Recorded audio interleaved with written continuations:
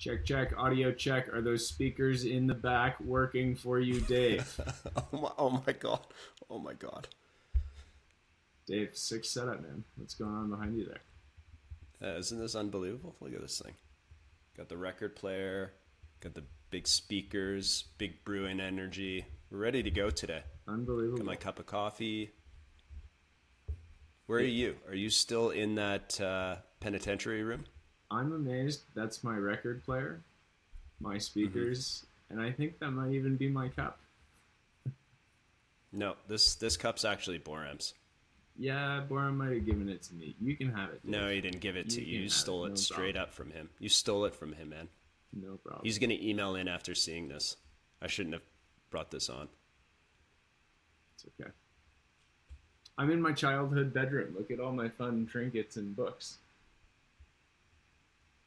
You know, I've known you a long time, big guy. I don't think you've ever read a book. Those are props. Those are fake props. Yeah, that's an AI generated background. They're fake. It's not my childhood bedroom. Just in the room I'm currently staying in. Well, we ready to start this, or are we gonna keep yammering back and forth? Because I got another joke about your background. That's fine. That's fine. I'll cut that in halfway through it. Sounds okay, good. let's do this. Here it goes. Okay, tell me, are we venturing into a new era in coffee? That's Yes a or question no? for you, Dave. I just answered it, man. Yes or no?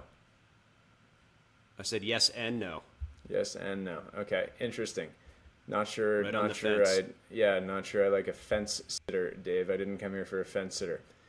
Record auctions, rising C market, reflect industry growth. Okay, fascinating. We've got lots of action going on in the industry, lots of movement in terms of prices, both at the top end and in the sort of conventional range. So let's talk about what's going on, why we're here, why it's exciting.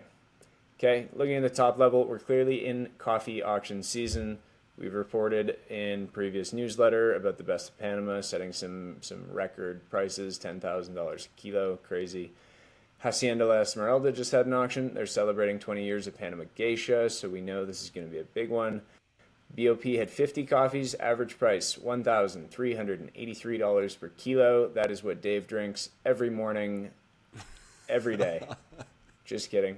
The Hacienda la Esmeralda auction topped that average with $1,611 per kilo. Dave. That's more my style. I like. Yeah, I like you're a bigger price point type of guy, right? These are huge prices. What are we seeing here, Dave? Why are we seeing so much action in Panama Geisha? Few reasons. I think there's a very small supply, and so you have quite a few people bidding on the same coffee, trying to get access. I think the coffee's being used for coffee competitions. It's being used on pour over menus, and as I think also a bit of a marketing component that people are buying the most expensive coffees, and in their local news media, that's something to write about. Yeah. We're kind of looking back on last year's Best of Panama winner.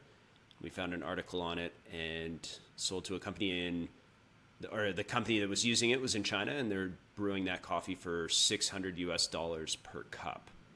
And the article was saying $600 per cup. Wow. Yeah, unreal.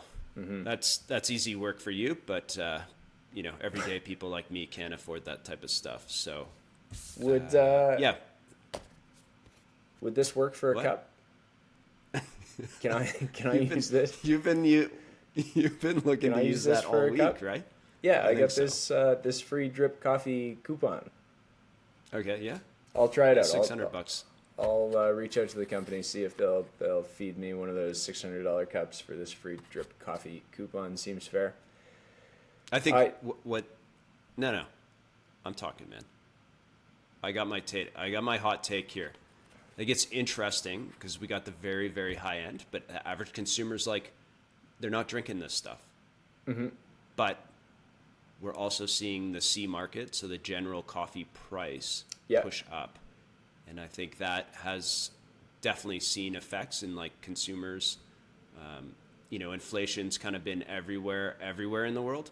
And that's, consumers are like, I don't know about you. I don't know if you go to the grocery store, but it's like it's more expensive everywhere, and coffee pricing is going along with that, and it's tough. It's tough to like pass that on to consumers. Dave, What's your take, Cole? I didn't come here to listen to another guy talk about inflation. Okay. I got Okay. some thoughts on the C market. We're gonna get there in a second. I just want to note Cup of Excellence. So we're not just seeing Panama auctions; we're seeing auctions all around the world. Cup of Excellence being another platform for those. Also setting record prices. Cup of Excellence Ethiopia just happened. The top lot there sold for $445 per pound, I believe it was, just shy of $1,000 per kilo. I think that's Good for them. really worthwhile to mention because the size of this lot is just substantial. I believe it was split in half, and there were two different chunks that sold for $80,000 per. So we're talking, 300 pounds plus of coffee. So substantial prices getting thrown around all sorts of high-end sectors, auction sectors. Let's slide down and talk about the C market. I think lots of action here. I don't think it's just inflation-based metrics that we're seeing, Dave. I think we've got a couple global factors that are kind of playing into what's happening in the Arabica and the Robusta markets, respectively. Okay, tell me about it. Yeah, so one thing that's really interesting, the EUDR, the European Union Deforestation Regulation. I'm not going to go much into detail on that here because I think we can cover that in a different week altogether. But just really quickly, what this is, it's essentially a move by the EU, which is 27 different countries, to regulate the commodities coming into that zone with deforestation laws. So there's a whole technical sheet on how a producer is deemed to be protecting the forest or whether they're contributing to deforestation. If they get marked that they're contributing to deforestation, they're not allowed to export their crop into Europe. So that's eating a bunch of supply because European roasters are preparing for this, which is coming into play at the end of 2024. So you're saying European roasters are pre-buying coffee knowing that it's going to be harder to get supply in 2025? Yeah, we're in a tough point on the year where Arabica harvest for the significant percentage which is done in Brazil is happening and kind of completing right around August, September. And so we find out how much of that crop will exist. There's always fears in recent years of frost, and some of the largest price points we've ever seen in the C market is through frost. So that's always usually realized in the month of August, sort of late July. So European roasters are kind of loading up on Arabica coffees to try to hold that into 2025, not knowing what's going to happen to the market if there's going to be extreme, volatility based on these laws getting slapped down and regulations getting slapped down onto European, the European Union Deforestation Regulation. Okay, breaking down the business, I think we both just gave a pretty nice thought on what's going on in the industry. One just interesting point here, bottle size brews. So the top end versus the bottom end price point, there's a 2,000 times difference between the prices that we just kind of laid out there. Fascinating. Reading, watching, listening, brewing. Okay, let's make this more secretive. Here we go. Reading. This is a cool one. I think this one's super interesting. Should be very beneficial for the growth trajectory of specialty coffee as a whole. The UC Davis Coffee Center has reopened its 6,000 square foot facility, reinforcing the importance of academic study in coffee by fostering innovation and preparing the next generation of coffee professionals. The center is shaping the future of the industry. Maybe I can switch out my degree to one in coffee. Hopefully, we'll see degrees in the coffee industry soon. Cute. Dave, what's going on at UC Davis? I was thinking you don't have a degree, man. I don't have a degree. I didn't write that part of the segment, but thanks for letting all the people in the room here know that I don't have a degree. I appreciate that. I don't think you need a degree. I don't need a degree. You're right. Yeah, I got 96. I got 96 degrees on my kettle, and that's why things around here are so hot. This is super interesting. I think coffee and free drip coffee go hand in hand. No, we've talked about this a bit before, professionalizing our industry. Yeah. I think academic studies really help with that. We're not the two to do these academic studies. We don't really love, and it's not a passion for us on burr size and et cetera, et cetera. But there's people that are in the industry where this is, pushing the limit on us understanding or, giving us specs onto what's working and what's not, and more professionalism helps. So, yeah, excited to see it reopen. The facility looks incredibly nice, and UC Davis is they have a great wine program too, and hopefully coffee can kind of match it. So. Yeah, and I was doing some reading. This is right next door to, they call it the Robert Mondavi Wine Center. So it's the Research Institute for Wine, and it's literally right next door by the sounds of it. And I think it should be super beneficial for the future of coffee. Would love to actually get down there and see what's going on. It'd be a neat place to tour. Yeah, 100%. Watching. Okay, deeper dive on roast color in coffee. So this is something we have referenced recently and think it's incredibly important, highlighting some historical references and influences that have led to regional preference toward roasting style, thanks to Lance Hedrick. Lance, always great stuff coming out. If you are into burrs and burr size and burr depth and burr sharpness and different grinders and all of those different elements, Lance would be your guy.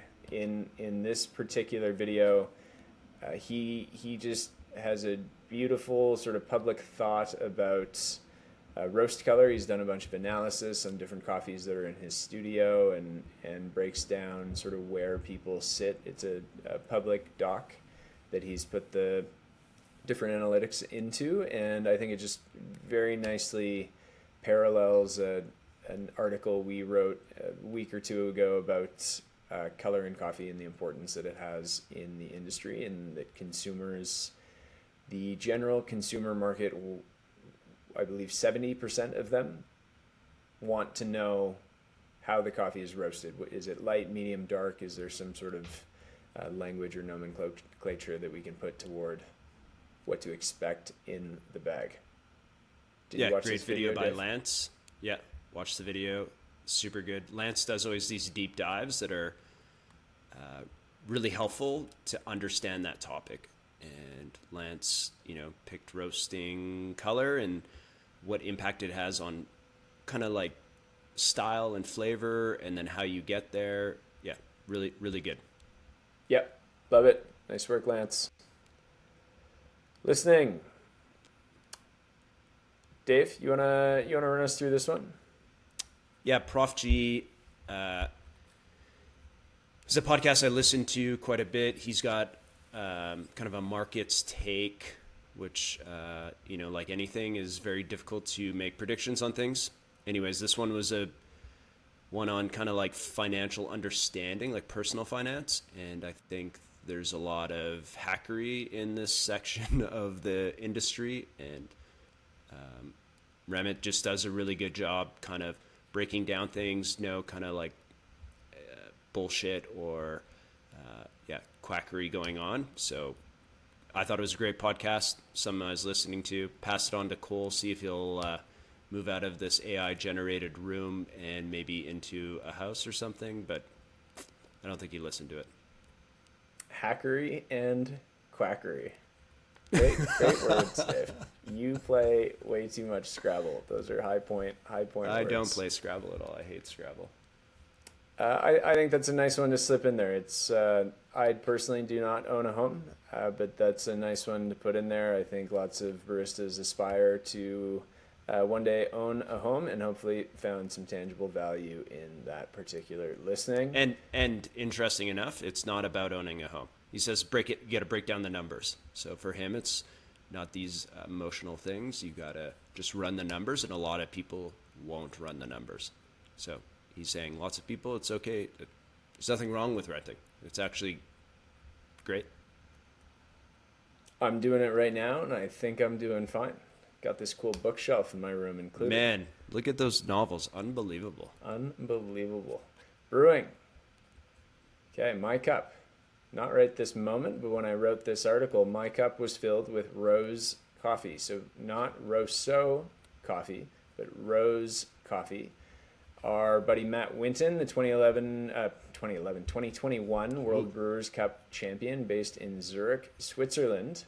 We purchased some nice coffees from Matt. He threw a couple extra goodies into the bag to try. And in that particular moment, we were drinking some Finca Soledad, some Ecuador washed geisha. Super nice, nice florals, a little bit of a spicy character in there that was kind of cool and complimentary. Nice citrus, stone fruits, great overall cup of coffee.